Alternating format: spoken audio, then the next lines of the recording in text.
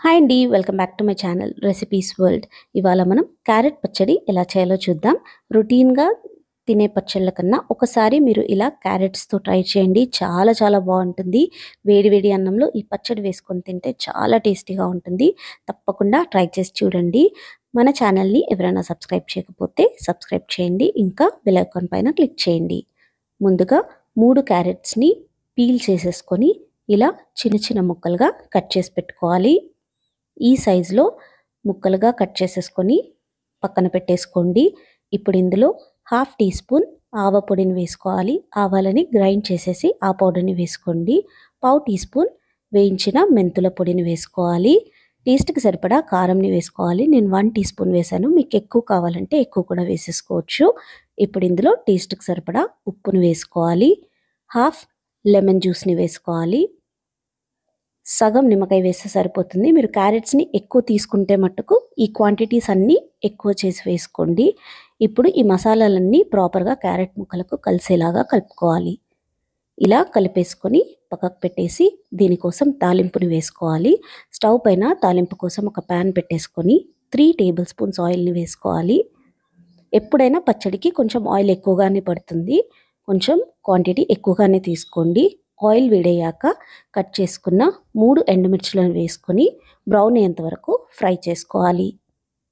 ఈ ఎండుమిర్చులు మీకు ఎక్కువగా ఇష్టపడే వాళ్ళైతే కొన్ని ఎక్కువ కూడా వేసుకోవచ్చు. ఇలా బ్రౌన్ అయిపోయిన తర్వాత ఇప్పుడు ఇందులో పావు టీ స్పూన్ జీలకర్ర, పావు టీ స్పూన్ ఆవాలు, పావు టీ స్పూన్ శనగపప్పు, పావు టీ స్పూన్ మినపప్పు వేసేసుకొని లైట్గా బ్రౌన్ అయ్యేంత వరకు ఫ్రై చేసుకోవాలి. పప్పులు లైట్గా బ్రౌన్ కాగానే దంచి పెట్టుకున్న ఎల్లిపాయలను వేసుకోవాలి. ఒక ఎల్లిగడ్డ మొత్తంని దంచేసుకొని ఆ ఎల్లిపాయలని ఇందులో వేసేసుకోండి. ఈ ఎల్లిపాయలు బ్రౌన్ అయ్యేంత వరకు ఫ్రై చేసుకోవాలి. ఎల్లిపాయతో ఈ పచ్చడికి చాలా మంచి ఫ్లేవర్ వస్తుంది. ఎంత ఎక్కువ వేస్తే టేస్ట్ అంత బాగుంటుంది. తప్పకుండా ఎల్లిపాయలను వేయండి.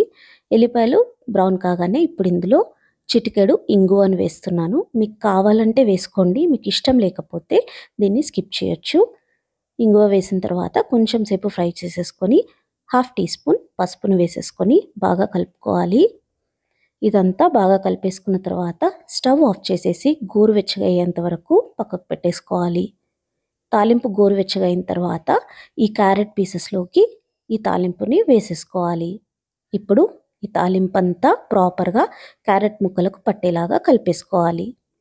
అంతే, టేస్టీ టేస్టీ క్యారెట్ పచ్చడి రెడీ అయిపోయింది. చాలా చాలా బాగుంటుంది. చాలా ఈజీగా కూడా చేసేసుకోవచ్చు. చూసారు కదా ఎంత ఈజీగా దీన్ని ప్రిపేర్ చేసేసుకోవచ్చో. ప్రేమతో వండండి, ప్రేమతో వడ్డించండి.